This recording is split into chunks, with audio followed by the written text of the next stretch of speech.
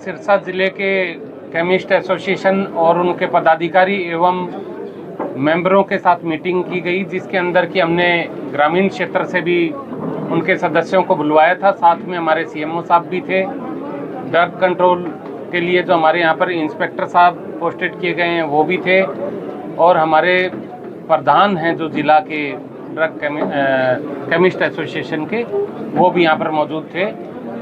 आज काफ़ी लंबा विचार विमर्श किया गया है और कुछ हिदायतें दी गई है केमिस्ट एसोसिएशन के सभी पदाधिकारियों और मेंबर्स को।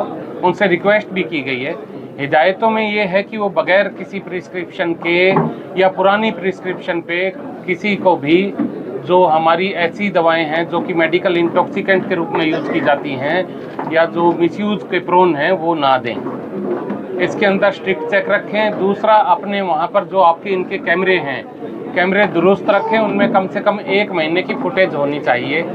तीसरा, जब सामने जो व्यक्ति इनके पास कई बार सिरिंज लेने आता है तो वो सिरिंज को खुले तौर पे ना बेचें, विदाउट प्रिस्क्रिप्शन ना दें। इसके साथ ही ये भी था कि यदि कहीं पर जैसे हॉस्पिटल्स की डिस्पेंसरी हैं या जो वहाँ पर केमिस्ट शॉप हैं, वहाँ पर यदि कोई इंजेक्शन है आफ्टर यूज़ उसको फेंक देते हैं, उसको डिस्ट्रॉय करें फेंकने से पहले, ताकि वो रीयूज़ ना हो सके। इसके अंदर हमने ये भी सुनिश्चित करने को कहा है कि यदि कोई व्यक्ति बाहर से आता है और वो दिखता है कि ड्रग एडिक्ट है तो तुरंत अपने इलाके के एसएचओ साहब को बताएं, और वहाँ पर जो आपके ड्रग इंस्पेक्टर साहब हैं उनका भी सभी को नंबर पता है, व्हाट्सएप ग्रुप भी हैं, उनसे इस बारे में गाइडेंस लें। साथ ही कई बार जो प्रिस्क्रिप्शन स्लिप होती है उसकी भी जेन्युइनिटी पे अगर कहीं किसी को शक लगे तो वो तुरंत अपने ड्रग इंस्पेक्टर साहब से संपर्क करके उसको वेरीफाई कर सकते हैं। ये एक साझा मुहिम है और ये सभी के साथ चलने से होगी, क्योंकि मेडिकल इंटॉक्सिकेंट ऐसी चीज़ है जो कि जानलेवा है। जो चीज़ इंजेक्शन के लिए नहीं बनाई गई या सीमित मात्रा के लिए बनाई गई और उसको ज़्यादा मात्रा में लेंगे तो वो फिर जान लेगी। तो हमें अपने समाज को, अपने सिरसा जिले को, हरियाणा को, देश को नशे के प्रकोप से बचाना है, और इसके लिए ज़रूरी है कि हम सब मिलकर काम करें। और केमिस्ट एसोसिएशन ने हमें भरोसा दिया है, एक एक व्यक्ति ने हाथ उठा के हमें भरोसा दिया है कि वो मेडिकल इंटॉक्सिकेंट की सेल नहीं करेंगे।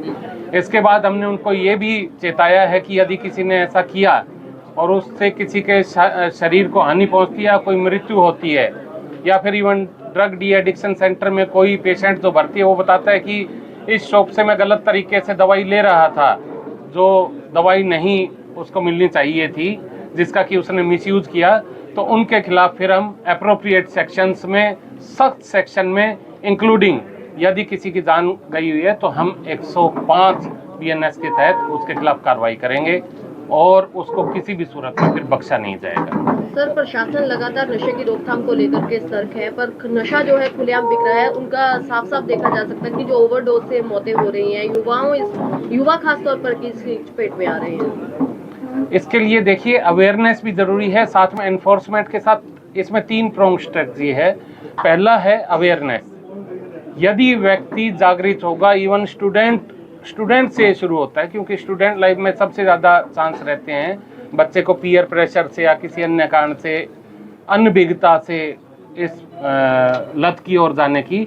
सबसे पहले ज़रूरी है अवेयरनेस की। इसका दुष्परिणाम बड़ा भारी होता है, एक दर्दनाक मृत्यु होती है यदि उसका समय रहते इलाज ना कराया जाए तो ऐसी चीज़ों से, नशे की लत से बचना है, ये अवेयरनेस। यदि किसी को ये लत लग गई है तो उसका प्रॉपर डी एडिक्शन, हमारे सिरसा जिले में टोटल 9 डी एडिक्शन सेंटर है, एक सरकारी भी है, 8 प्राइवेट हैं, जहाँ पे कि इसका इलाज किया जाता है। वहाँ पर अपने जो यदि कोई इस लत का शिकार है तो उसका इलाज कराया जाए। तीसरा इसके अंदर आता है एनफोर्समेंट।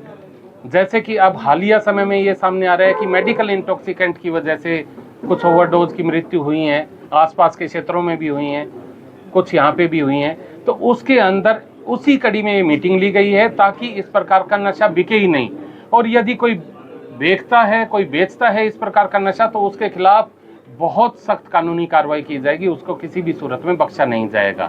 जो काली भेड़ हैं उनको सामने लाया जाएगा और उनको सलाखों के पीछे भेजा जाएगा। सर, आपने नया एक्शन प्लान तैयार किया है, लोगों को बहुत उम्मीदें हैं, कब तक परिणाम दिखने शुरू होंगे, नतीजा जो लोग देखिए मैं इसमें बताता हूं कि शुरू में यदि किसी को नशे की लत लगती है वो कोई भी उसको लगा सकता है, या उसने कोई निजी कारण के चलते हो सकता है ये लत अपनाई हो, लेकिन जब वो इस लत के वशीभूत हो जाता है तो उसको खुद को बाद में इच्छा होने लगती है कि वो नशा करे, अन्यथा उसका शरीर टूटने लगता है, उसको दर्द होता है, वो काफ़ी पीड़ा महसूस करता है। और जब कोई व्यक्ति इच्छा से ये चीज़ कर रहा हो, उसकी इच्छा को तोड़ना थोड़ा समय लगता है, लेकिन हम इस प्रयास में ज़रूर कामयाब होंगे और ऐसे व्यक्तियों को मुख्य धारा में लाएंगे और जो नशे के तस्कर हैं उनको सलाखों के पीछे भेजेंगे। सर, आपने ये अभियान तो शुरू किया है, लेकिन इसमें ज़रूरत है सबको शक के घेरे में लेने की। तो जो मेडिकल अधिकारी हैं जिनको इन पे कंट्रोल करना है, कहीं ना कहीं वो भी शक के घेरे में रहेंगे, उनकी भी जांच रहेगी, उनकी भी सीडियाँ, मोबाइल, ये चीज़ें जारी रहेंगी।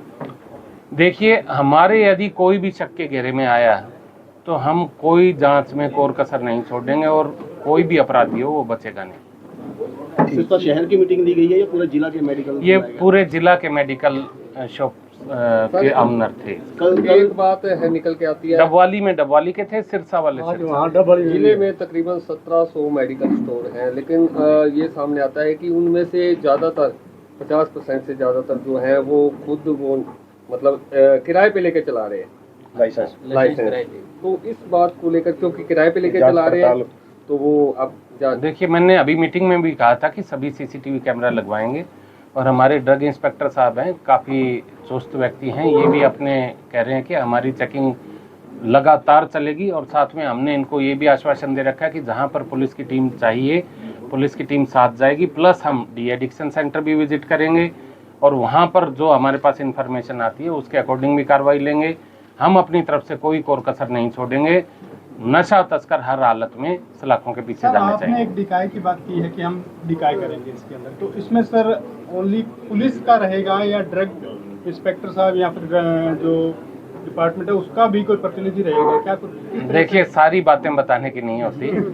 मैं अगर यही आपको क्लियर कर दूंगा तो फिर वो डेकोय कहाँ रह गया।